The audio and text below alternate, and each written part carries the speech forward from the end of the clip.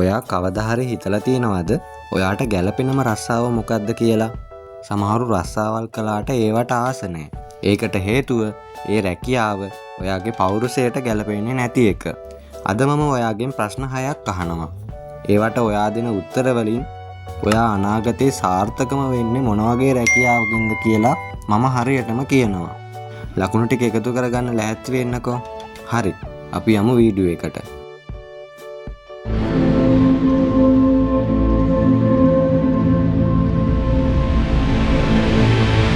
ප්‍රශ්න අංක 1.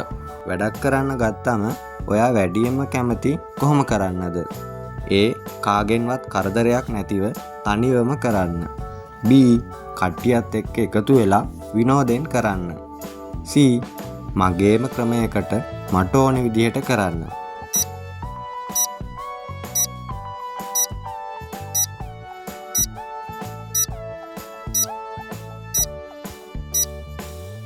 A නම් ලකුණු 10යි, B නම් ලකුණු 20යි, C නම් ලකුණු 30යි. ප්‍රශ්න අංක 2. ඔයාගේ අතට ලොකු සල්ලියක් හම්බුනොත් මුලින්ම කරන්නේ මොකක්ද? A. ඉස්සරහට ඕනි වෙයි කියලා ඉතුරු කරනවා. B. අලුත් වැඩක් හෝ බිස්නස් එකක් පටන් ගන්නවා. C. ගෙදර අයට හරි යාළුවන්ට හරි උදව් කරනවා.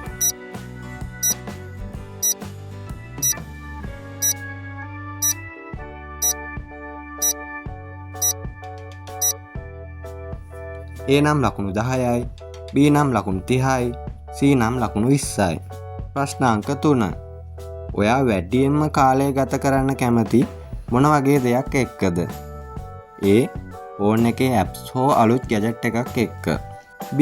මිනිස්සු එක්ක කතා කර කර ඉන්න. C. පින්තූර අඳින්න හෝ අලුත් දෙයක් හදන්න.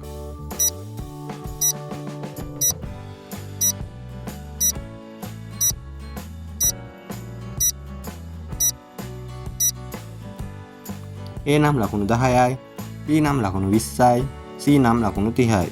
ප්‍රශ්න අංක 4. ඔයා වැඩියෙන්ම දක්ෂයි කියලා හිතෙන්නේ මොනවා කරන්නද? A. ඕනෑම ප්‍රශ්නයක් තාර්කිකව විසඳන්න. B. කවුරුත් නොහිතන විදිහේ අලුත් අදහස් දෙන්න. C. කෙනෙක්ව ඉක්මනින් තේරුම් ගන්න හෝ සතුටු.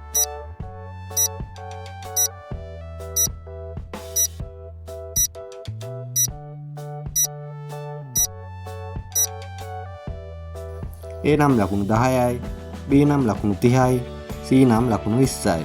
ප්‍රශ්න අංක 5. යාළුවොත් එක්ක ගමනක් යද්දී ඔයා සාමාන්‍යයෙන් කරන්නේ මොකක්ද? A. හැමෝම සතුටින් සහ සමගියෙන් ඉන්නවද කියලා බලනවා. B. ලස්සන මතකයන් එකතු කරනවා. C. පාරවල් සහ වියදම් ප්ලෑන් කරනවා.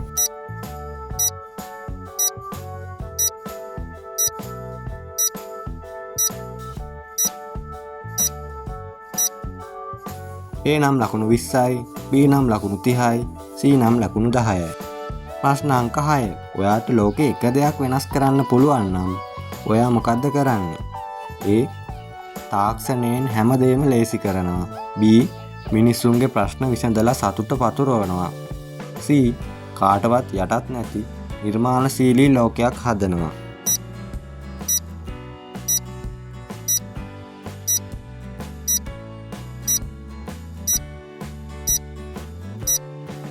A නම් ලකුණු 10යි, B නම් ලකුණු 20යි, C නම් ලකුණු 30යි. දැන් ඔයාගේ ලකුණු එකතුව බලන්න.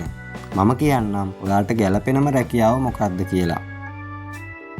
ඔයාගේ ලකුණු 60ත් 100ත් අතර නම් ඔයා හරිම බුද්ධිමත් සහ අවධානයෙන් වැඩ කරන කෙනෙක්. ඔයාට සාර්ථක වෙන්න පුළුවන් හොඳම රැකියාවල් තමයි පරිගණක ශාස්ත්‍රයේ රැකියාව, ඉංජිනේරු වෘත්තිය, වෛද්‍ය වෘත්තිය, බැංකු නිලධාරී හෝ ගණකාධිකාරී වගේ රැකියාවන්.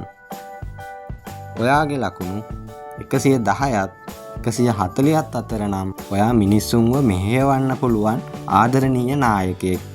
ඔයාට ගැළපෙන්නේ ගුරු වෘත්තිය, කළමනාකරන රැකියාව, මාධ්‍යවේදියෙක්, මනෝවිද්‍යා උපදේශකවරයෙක් වගේ රැකියාවන්. ඔයාගේ ලකුණු 150ත් 180ත් අතර නම් ඔයා නිදහසට කැමති නිර්මාණශීලී කෙනෙක්.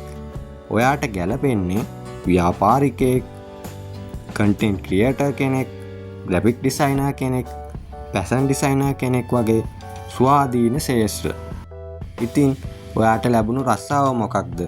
ඒක ඔයා කරන්න ආස රස්සාවක්ද කියලා දැන්ම පල්ලහෙන් කමෙන්ට් කරන්න. වීඩියෝ එකට ලයික් එකක් දාලා සබ්ස්ක්‍රයිබ් කරන්නත් අමතක කරන්න එපා. ඔයාලා හැමෝටම සුබ දවසක්.